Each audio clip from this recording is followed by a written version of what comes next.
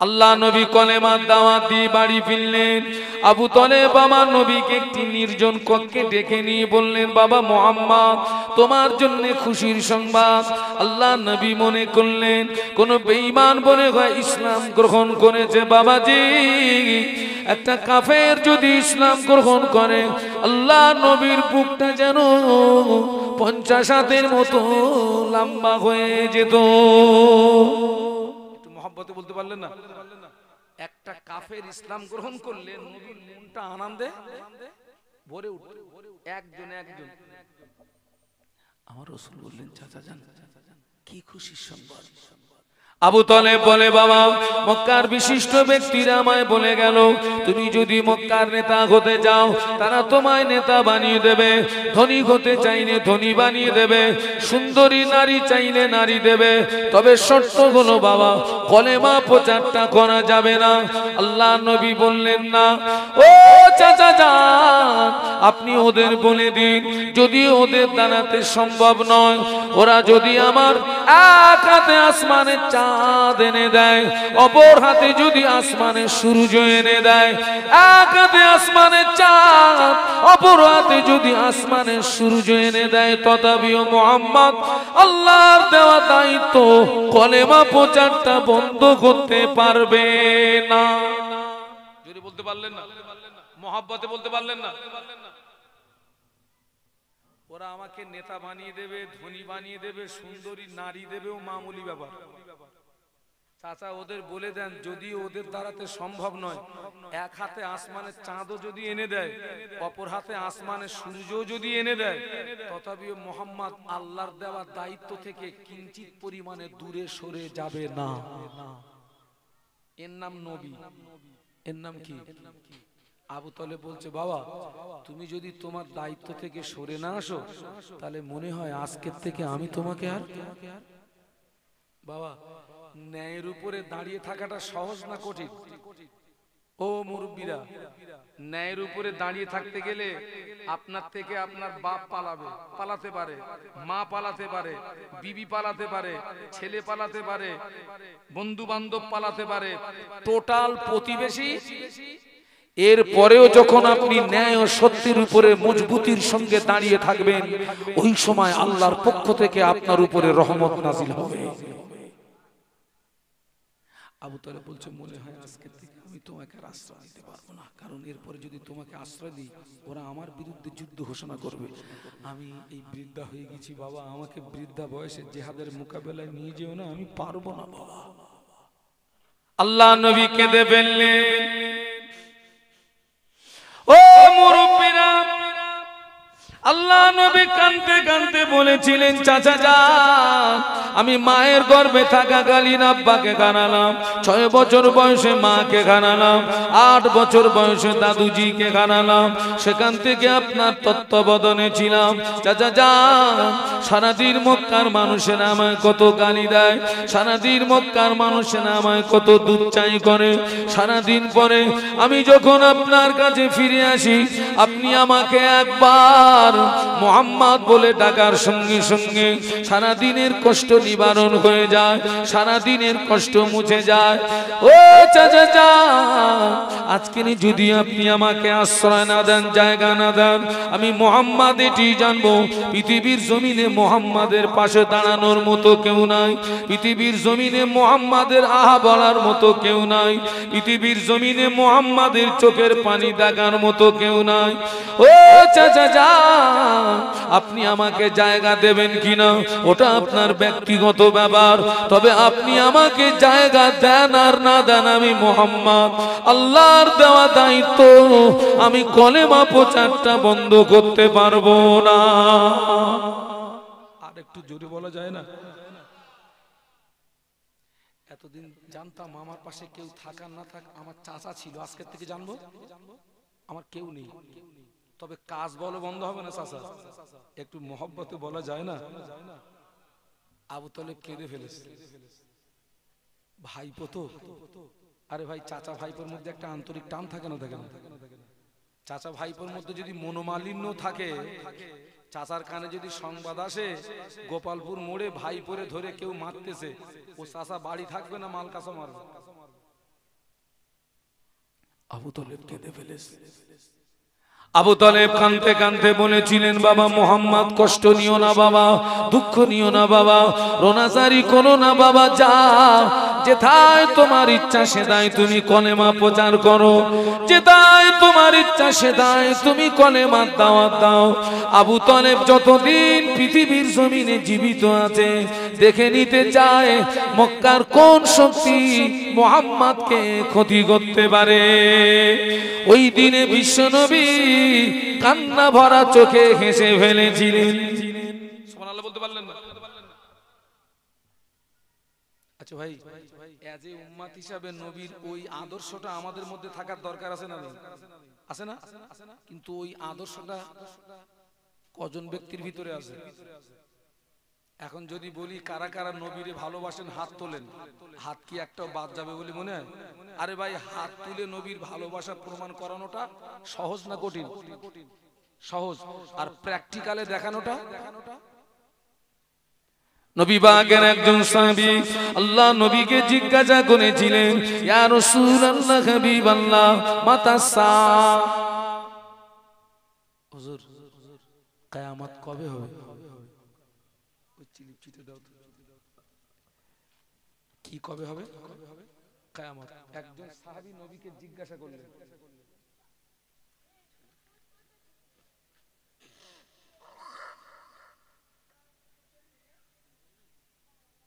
একজন সাহাবী নবীকে জিজ্ঞাসা করছেন, হুজুর কিয়ামত কবে হবে?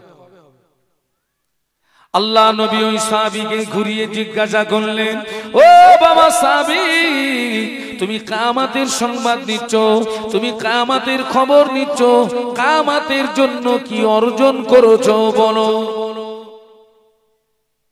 বাবা সাহাবী, তুমি কিয়ামতের খবর নিচ্ছ বাবা, তুমি কিয়ামতের জন্য কি অর্জন করেছো বাবা? ওই সাহাবী জবাব দিয়েছিলেন, ইয়া রাসূলুল্লাহ, হাবিবাল্লাহ, আমি কিয়ামতের জন্য কিছু অর্জন করতে পারিনি, আমি কিয়ামতের জন্য কিছু সঞ্চয় করতে পারিনি, তবে আমি আল্লাহ আল্লাহর রাসূলকে ভালোবেসেছি। ছেলেরা একটু জোরে বলতে পারবি না? একটু মহব্বতে বলো না, তাকবীর দাও, নারায়ে তাকবীর। ইয়া রাসূলুল্লাহ, হাবিবাল্লাহ, আমি কিয়ামতের জন্য কিছু অর্জন করতে পারিনি, তবে আমি আল্লাহ আল্লাহর রাসূলকে ভালোবেসেছি। আল্লাহ নবী বললেন, ও বাবা সাহাবী, তোমার দাবি যদি সত্য হয়, আমি আল্লাহ নবী বলছি কিয়ামতের ময়দানে ওই দাবি তোমাকে নাজাত করিয়ে দেবে। তোমার দাবি যদি কি হয়? সত্য হয়। শুধু দাবি করলে হবে না, ওই দাবির সত্যতা প্রমাণ করা দিয়ে হবে।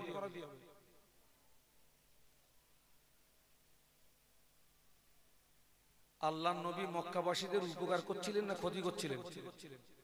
ওরা তো জাহান্নামার ভিতরে পড়ে হাবুডুবু খাচ্ছিল। আল্লাহ রাসূল সাল্লাল্লাহু আলাইহি ওয়াসাল্লাম ওদেরকে জাহান্নামার ভিতর থেকে হাত ধরে টেনে তুলে জান্নাতের রাস্তা দেখাচ্ছিলেন। এই অপরাধে নবীকে 13 বছর মার খেতে হলো মক্কার জমিনে। কত বছর বাবা? 13 বছর মার খেতে হলো, দান দান শহীদ হলো, গায়ের রক্ত দিতে হলো, চোখের পানি দিতে হলো, শেষ পর্যন্ত জন্মভূমিটা ছেড়ে দিয়ে মদিনায় চলে যেতে হলো।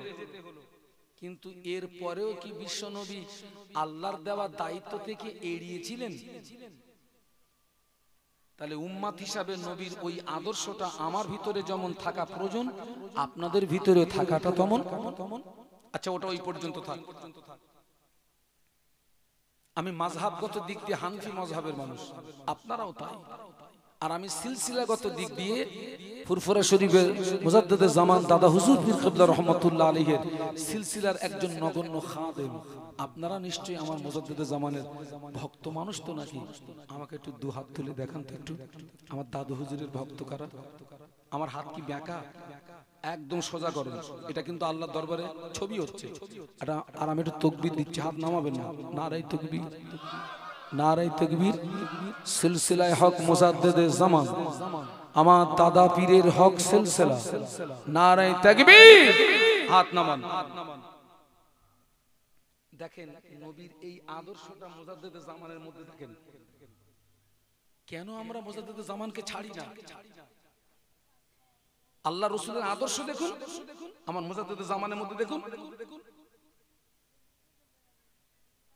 ফুরফুরা শরীফের মুজাদ্দেদে জামানকে আল্লাহ যখন বাংলার জমিনে পাঠালেন, এই বাংলার পরিস্থিতি ছিল বাংলার মুসলমান লুঙ্গির বদলে ধুতি পরত, বাংলার মুসলমান লক্ষ্মীর গলায় ধান দিত, মনসার ডালা দিত, দরগা করে শিরিক করত, মাথায় টুপি দিতে জানতো না, মুখে দাড়ি রাখতে জানতো না, মসজিদ চিনতো না, মাদ্রাসা চিনতো না, দ্বীন ইসলাম চিনতো না। ঠিক বলছি না ভুল বলছি মুরব্বীরা? ঠিক এই রকম করুণ পরিস্থিতিতে আল্লাহ পাক ফুরফুরা শরীফের মুজাদ্দেদে জামানকে বাংলার জমিনে পাঠিয়েছিলেন। আচ্ছা, আমার আপনার পীর ও মুর্শিদ তিনি কি পারতেন না ঘরের ভিতরে নামাজ রোজা তাসবিহ তেলাওয়াত জিকির আজকার মোরাকাদা মুশাহাদা করে তিনি আল্লাহকে রাজি করতে পারতেন না? পারতেন না? খুব পারতেন। আচ্ছা, তিনি কি তার জীবনটাকে ঘরের মধ্যে সীমাবদ্ধ রেখেছিলেন? কেন?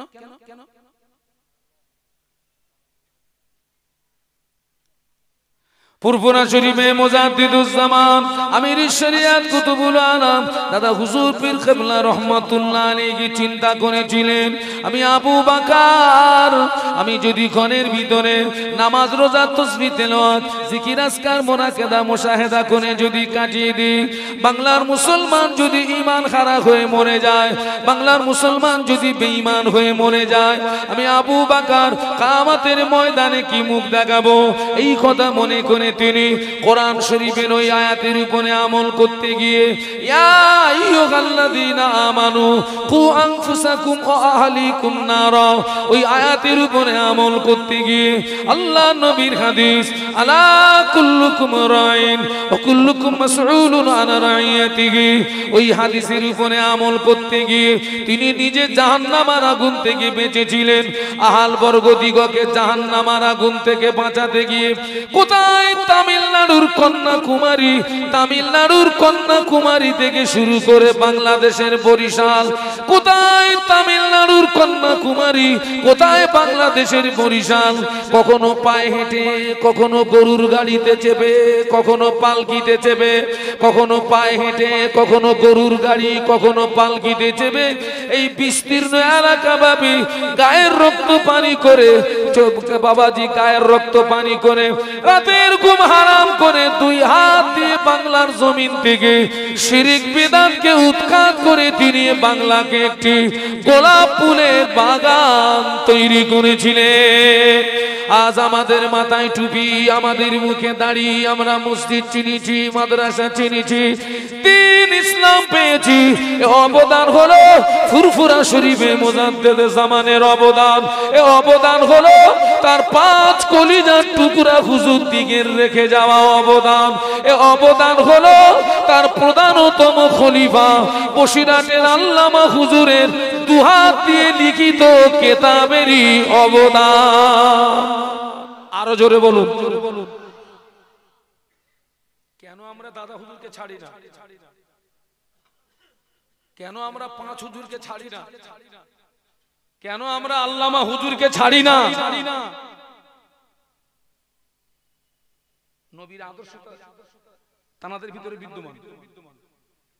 তিনি খুব পারতেন ঘরের ভিতরে বিবি ছেলে বাচ্চা নিয়ে আনন্দে জীবন যাপন করবেন। ছুটেছেন কোথায় বলেছি? তামিলনাড়ুর কন্যাকুমারী টু। আল্লাহ আমাকে তামিলনাড়ু সফর করিয়েছেন। দমদম এয়ারপোর্ট থেকে চেন্নাই এয়ারপোর্ট 2 ঘন্টা সময় লাগে প্লেনে। আল্লাহ আমাকে বাংলাদেশ সফর করিয়েছেন। আল্লাহ নিয়ে গেছেন। কিসে কিসে গিয়েছেন বাবা? পায়ে হেঁটে, গরুর গাড়ি আর পালকি। হ্যাঁ, এই আমরা এখন যে সমস্ত গাড়িগুলো চাপি, গাড্ডায় পড়লে হুজুরির গায়ে যেন আঘাত না লাগে, সকার গাড্ডা বাঁচা, আর সকার যেগুলো ছেড়ে দেয়, আমরা যেখানে বসে থাকি 1 হাত পুরু, কি বলেন দিন, গদি, হুজুরির গায়ে যেন টাচ না লাগে। আর মুজাদ্দেদে জামান যে গাড়িতে চেপে দিন প্রচার করেছিলেন, ও গাড়ি এমন গাড়ি, গাড্ডায় পড়লে গাড়িতে যতটা আঘাত হবে ওই গাড়িতে যিনি থাকবেন তার বডিতেও ততটা। কি গাড়ি? গরুর গাড়ি। ওতে কোনো সকার টকার আছে? পালকি, হ্যাঁ গা পালকি, পালকিতে নাই, কাঁধে করে নিয়ে যাবে ঠিকই বাবা। এখন মনে করেন আমার তো অধিকাংশ জলসা সব বাইরে, লোকালিটিতে জলসা জলুস আমার খুব কম। আমাকে ছুটতে হয় হাওড়া জেলা, হুগলি জেলা, পূর্ব মেদিনীপুর, পশ্চিম মেদিনীপুর, বাঁকুড়া, বীরভূম, আমাকে ছুটতে হয় আপনার রাজস্থান, হায়দ্রাবাদ, ত্রিপুরা, মহারাষ্ট্র, নাগপুর, আমাকে ছুটতে হয় বাবা। এখন মনে করেন আমাকে যদি এখান থেকে ফুরফুরা পর্যন্ত পালকিতে করে নিয়ে যায়, ও কাঁধে করে নিয়ে গেলেও ওই ফুরফুরা গিয়ে যদি ছেড়ে দেয় ঠ্যাং সোজা হবে বলে মনে হয়? এতটা কষ্ট করে তিনি দুহাত দিয়ে বাংলার মাটি থেকে শিরিক বিদাতকে উৎখাত করে তিনি বাংলাকে একটি গোলাপ ফুলের বাগান তৈরি করেছিলেন। আরো জোরে বলুন। আমরা কেন দাদা হুজুরকে ছাড়ি না? আমরা কেন পাঁচ হুজুরকে ছাড়ি না? কেন আল্লামা হুজুরকে ছাড়ি না? আমি আগিয়ে যাব, চলুন একটু মদিনার থেকে ঘুরে আসি। আপনাদের মদিনাতে যদি মন চাইতো নাকি, চলুন একটু ঘুরে আসি। দরুদ শরীফ আল্লাহুম্মা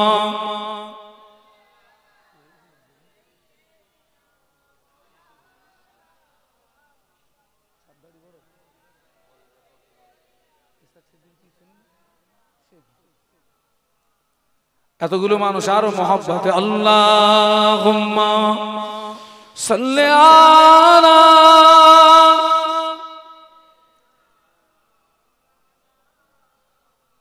মাশাআল্লাহ মাশাআল্লাহ। ছেলেরা জোরে জোরে পড়ো।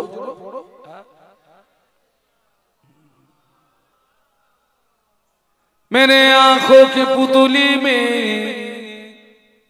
जलो आ मोहम्मद का, मेरे दिल के आईने में नक्शा है मोहम्मद का। कोई जन्नत में जाएगा, कोई दोज़ख में पहुंचेगा, मदीने की तरफ दौड़ा दीवाना मोहम्मद का। अल्लाहुम्मा पढ़ो बाबा, ছেলেরা জোরে জোরে পড়ো।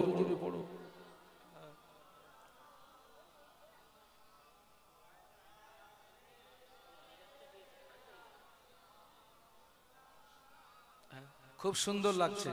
একটু কলেমার জিকির লা ইলাহা ইল্লাল্লাহ, জবান খুলে লা ইলাহা ইল্লাল্লাহ, লা ইলাহা ইল্লাল্লাহ মুহাম্মাদুর রাসূলুল্লাহ। আল্লাহুম্মা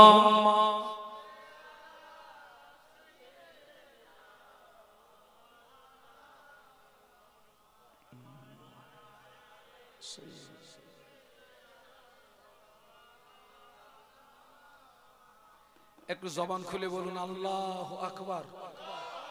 আর একটু জবান খুলে বলুন আল্লাহকে ডাকলে আল্লাহ খুশি হন না রেগে যান? আল্লাহ কোরআনে বলেছেন উদউনি আস্তাজিব লাকুম, বান্দা তুই আমাকে ডাক, আমি আল্লাহ তোর ডাকে সাড়া দিয়ে থাকি। একটু বলুন। আচ্ছা আমার দাদা হুজুরের কথা তো বললাম, আমার আল্লামা হুজুরের কথা একটু বলবো না? এই দেখেন আল্লামা রুহুল আমিন রাহমাতুল্লাহ আলাইহি, তিনি 32 বছর ধরে সমাজের মাটিতে কোরআন হাদিস ইজমা কিয়াসের মাপকাঠিতে ওয়াজ নসিহত করেছেন, মানুষদেরকে ধর্মের দিকে ডেকেছেন, অন্যায়ের প্রতিবাদ করেছেন, মানুষদেরকে ধর্মের দিকে ডেকেছেন, অন্যায়ের প্রতিবাদ করেছেন। পরে হুজুর আল্লামা চিন্তা করলেন আমি রুহুল আমিন একদিন মরে যাব, আমি রুহুল আমিন একদিন কবরে চলে যাব, আমার ওয়াজ কবরে চলে যাবে। বাংলার মুসলমান যদি বেঈমান হয়ে মারা যায়, বাংলার মুসলমান যদি ঈমান হারা হয়ে মারা যায়, আমি রুহুল আমিন কিয়ামতের ময়দানে আল্লাহ পাকের দরবারে কি মুখ দেখাবো? ওই কথা মনে করে কোরআন শরীফের ওই আয়াতের উপরে আমল করতে গিয়ে ইয়া আইয়ুহাল্লাযীনা আমানু কু আনফুসাকুম ওয়া আহলিকুম নার, ওই আয়াতের উপরে আমল করতে গিয়ে আল্লাহ নবীর হাদিস আলা কুল্লুকুম রাইন ওয়া কুল্লুকুম মাসউলুন আন রাইয়াতিহি, ওই হাদিসের উপরে আমল করতে গিয়ে তিনি নিজে জাহান্নামের আগুন থেকে বেঁচেছিলেন। আল বর্গ দিগকে জাহান্নামের আগুন থেকে বাঁচাতে গিয়ে গায়ের রক্ত পানি করে রাতের ঘুম হারাম করে দুই হাত দিয়ে তিনি কলম চালিয়ে ১.৫ শতাধিক কিতাব তিনি লিখে গিয়েছেন। হুজুর আল্লামা বলে গেলেন, আমার কিতাব যারা পড়বে, আমার কিতাব যারা অনুসরণ করবে, অন্য কোন দলমত তাদের গোমরাহি করতে পারবে না, পথভ্রষ্ট করতে পারবে না। তারা খাঁটি সুন্নাত ওয়াল জামাতের উপরে প্রতিষ্ঠিত থাকবে। কিয়ামতের ময়দানে একটি মাত্র দল জান্নাতে যাবে, ওই দলটির নাম হলো সুন্নাত ওয়াল জামাত।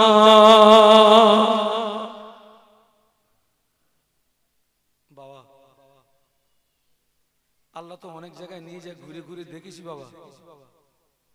আল্লামা হুজুর যদি কিতাবগুলো লিখে না যেতেন, আমরা খাঁটি ঈমানের জায়গায়। এবং আরো একটা সুসংবাদ দিচ্ছি আপনাদেরকে, আমি বাংলার বাইরে গিয়ে দেখেছি, বাংলার মানুষ যত শরীয়ত জানে আর বাংলার মানুষ যত শরীয়ত মানে, অন্য রাজ্যের মানুষ এত শরীয়ত জানেও না, অন্য রাজ্যের মানুষ এত শরীয়ত মানেও না। এই অবদান আল্লামা হুজুরের কিতাবের অবদান। হ্যাঁ, আল্লাহ দুবার আমাকে হজ পাকে নিয়ে গেছে। আল্লাহ রে, হজের একটি ফরজ হচ্ছে ৯ জিলহজ কিছুক্ষণের জন্য আরাফাতের ময়দানে অবস্থান করাটা ফরজ। আরাফাতের ময়দানে গিয়ে দেখি ১০০টা হাজির কাছে, ১০০টা হাজির ভিতরে, বাঙালি হাজির ভিতরে ৯৫টা হাজির কাছে আল্লামা হুজুরের হাজ্জে মাসাইলের কিতাব। একটু জোরে বলুন। হুজুরের কিতাব দেখতেছে আর সেই মোতাবেক হজ করতেছে। সুবহানাল্লাহ বলুন। ওনাদের ধান্দা ছিল নিজে বাঁচা, অপরকে, আর আমাদের ধান্দা সাসা সাসা। ওটা কিন্তু ভুল সিদ্ধান্ত। আমরা কিন্তু ভুল সিদ্ধান্তের ভিতরে আছি। নিজেকে বাঁচতে হবে, অপরকে। আল্লাহু আকবার। আল্লামা হুজুরের কথা তো একটু বলেছি বাবা। এই যে মুজাদ্দেদে জামান যে বিস্তীর্ণ এলাকাব্যাপী দায়িত্ব পালন করেছেন, ৫ হুজুর যে বিস্তীর্ণ এলাকাব্যাপী দায়িত্ব পালন করেছেন, আল্লামা হুজুর যে বিস্তীর্ণ এলাকাব্যাপী দায়িত্ব পালন করেছেন, ও ক্ষমতা কি আমাদের আছে? নেই। আমি বলেছিলাম আমরা হচ্ছি বাড়ির অন্য সদস্যদের রাখাল। আমরা কি আমার ঘরটা সামলাতে পারবো না? চেষ্টা আর কবে করব? আপনার ঘরটা আপনি সামলান আর আমার ঘরটা। হ্যাঁ ভাই, আমারে যেন ভুল বোঝেন না। এই যে জলসা জুলুস হলি, ওই যেখানে দোকানপাট বসে ওই জায়গাটায় মেয়েদের ভিড় হয় না? আমার দৃষ্টিতে এখন ৪টে জায়গা মেয়েদের দখলে চলে গেছে। কটা জায়গা বলেছি? কোন কোন জায়গা বলেন? ১ নাম্বার হলো অধিকাংশ মাহফিল মেয়েদের দখলে, অধিকাংশ বিয়ে বাড়ি মেয়েদের দখলে, অধিকাংশ পীরের মাজার মেয়েদের দখলে, অধিকাংশ মরা বাড়ি মেয়েদের দখলে। ঠিক বলেছি না ভুল বলেছি? একটু জোরে বলেন। কোন কোন বাড়ি বলেছি? ১ নাম্বার মাহফিল, ২ নাম্বার বিয়ে বাড়ি, ৩ নাম্বার পীরের মাজার, ৪ নাম্বার মরা বাড়ি। এখন বিয়ে বাড়ি পুরুষ বেশি না নারী বেশি? আর অধিকাংশ বিয়ে হচ্ছে বলো দিনের বেলা না রাতের বেলা হচ্ছে? ওই ফ্ল্যাট ভাড়া করে হচ্ছে। ওর ব্যাখ্যা আজকে আর দেবো না বাবা, ওসব আলাদা ব্যাখ্যা। মাহফিল গুলো দেখেন, ওই যে মেয়েরা ঘুরতেছে, যেভাবে ঘুরছে আপনারা সাক্ষী দেন, ওই জায়গাটায় গোনা হচ্ছে না হচ্ছে না, জেনা হচ্ছে না হচ্ছে না, এর জন্য দায়ী কারা বলেন দিন?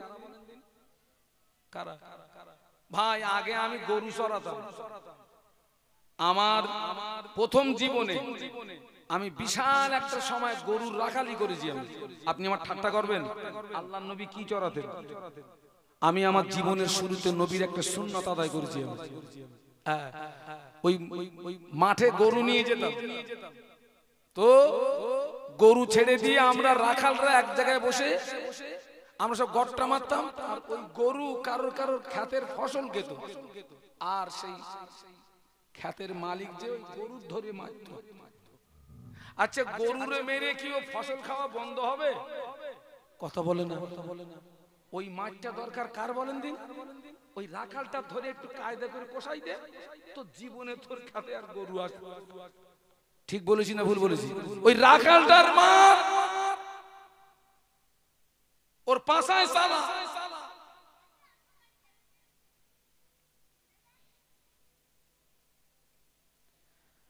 মেয়েদের জন্য একটা প্যান্ডেল থাকে, আমি অনেক জায়গায় কমিটির ছেলেদের পাঠিয়ে দিয়ে বলেছি একটু খবর লে দেখদিন কজন আছে, বলতেছে 3 জন বসে রয়েছে, আর সব হুডিরা সব ঘুরতেছে।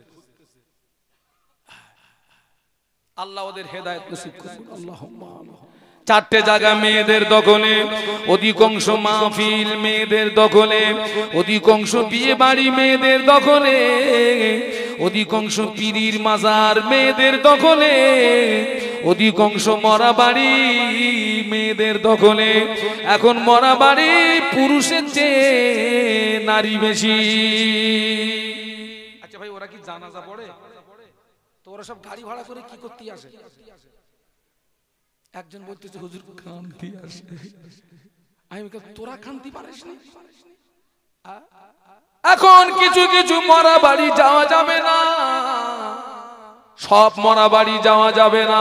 কিছু কিছু মরা বাড়ি আমার দৃষ্টিতে যেন মনে হয় ওটা বিয়ে বাড়ি।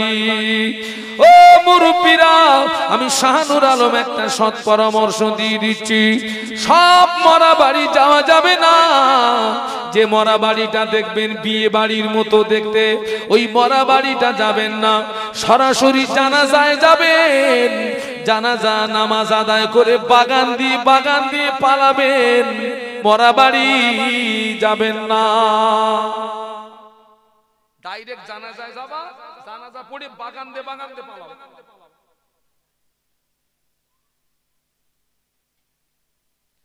আমরা আমাদের ঘরটা সামলাতে পারবো না। আপনার ঘরটা আপনি সামলান, আমার ঘরটা আমি সামলাই। হুজুর আর লাগবে?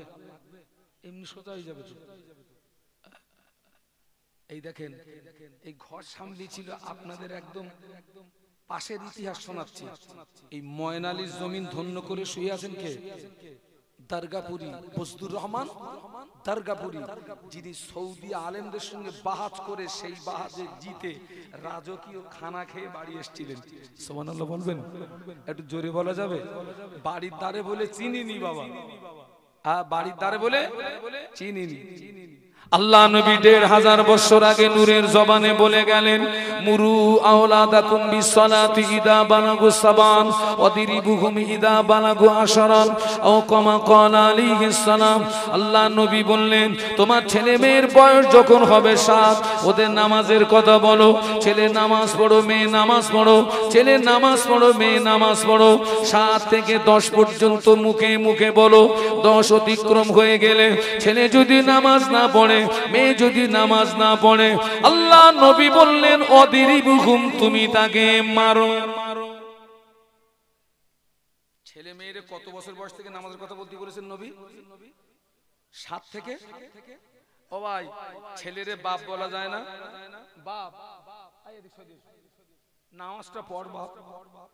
মেয়েরে মা বলা যায় না? ও নামাজটা পড় মা। 7 থেকে 10 মুখে মুখে বলুন।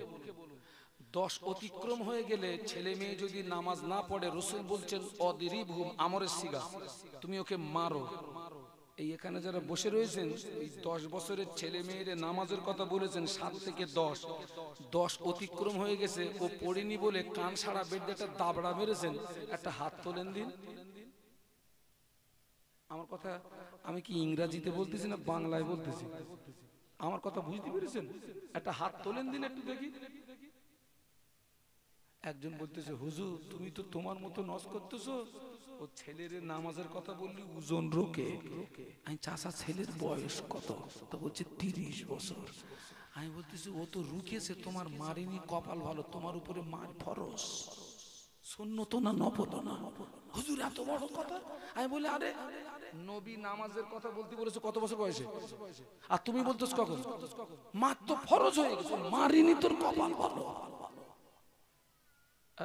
আমি বাজারে যাচ্ছি, আমার বাড়ির লোকটা বলতেছে, শোনো বাজারে যাচ্ছ যা, আসার সময় একটা মালসা এনো।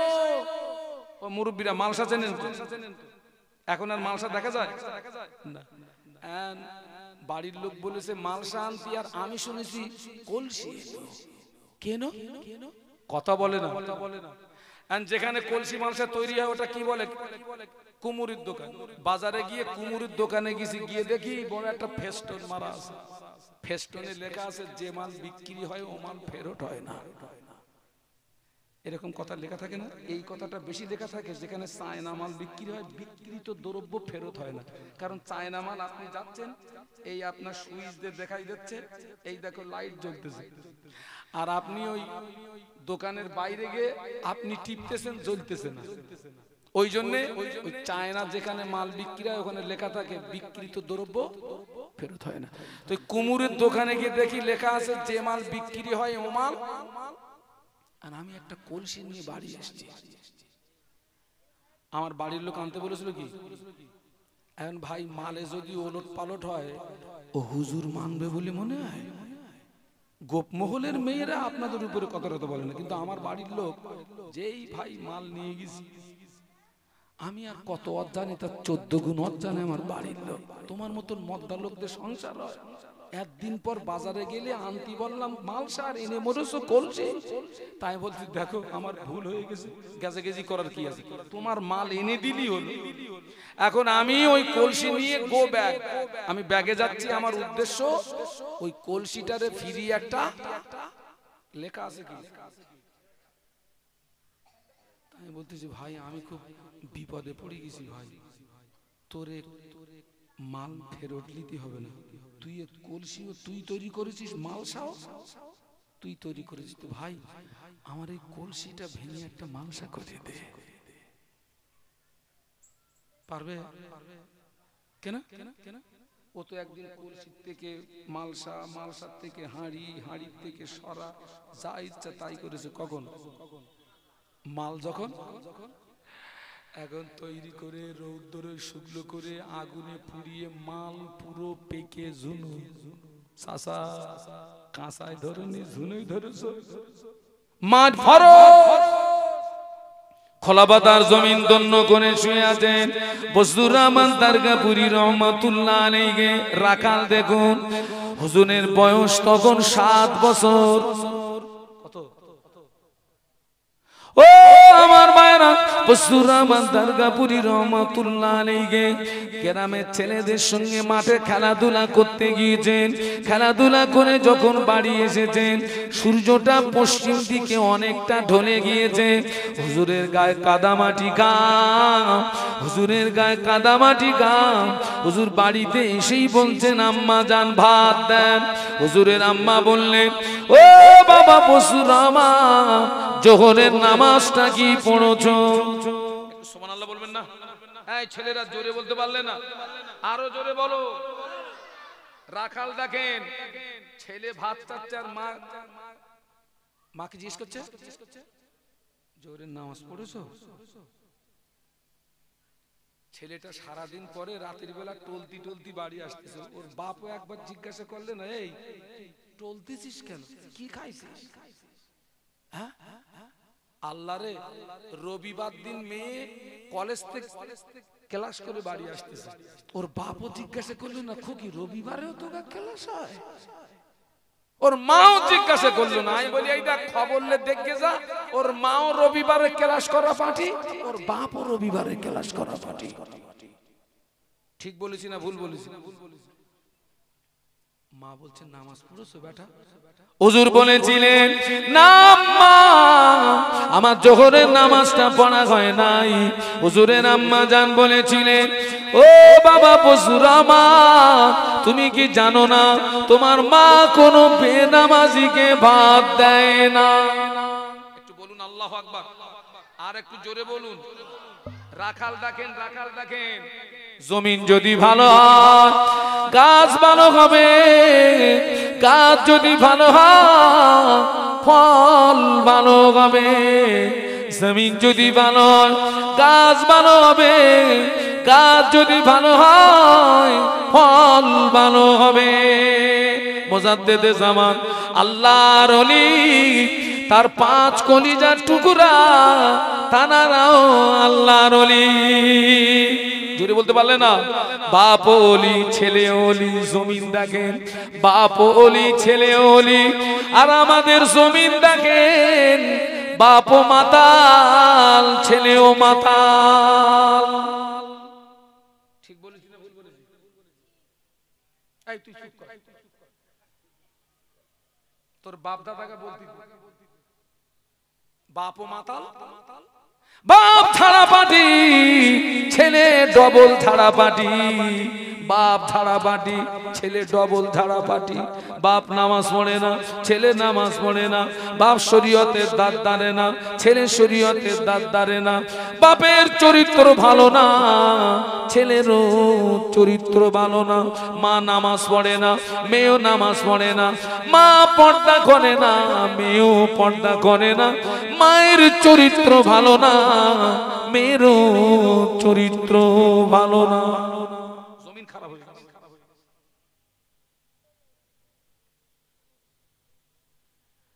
হুজুরের আম্মা বললেন বাবা জানো না তোমার মা কোনো বেনামাজিকে ভাত দেয় না? হুজুর মনে করলেন, আমি মনে করলাম আমার মা এই পর্যন্ত বলে আমাকে ছেড়ে দেবে। হলো না, আম্মা জান বললেন এই তাকবীর দেন, নারায়ে তাকবীর, জোরে বলুন নারায়ে তাকবীর। আওলাদে মুজাদ্দেদে জামান, আওলাদে মুজাদ্দেদে জামান।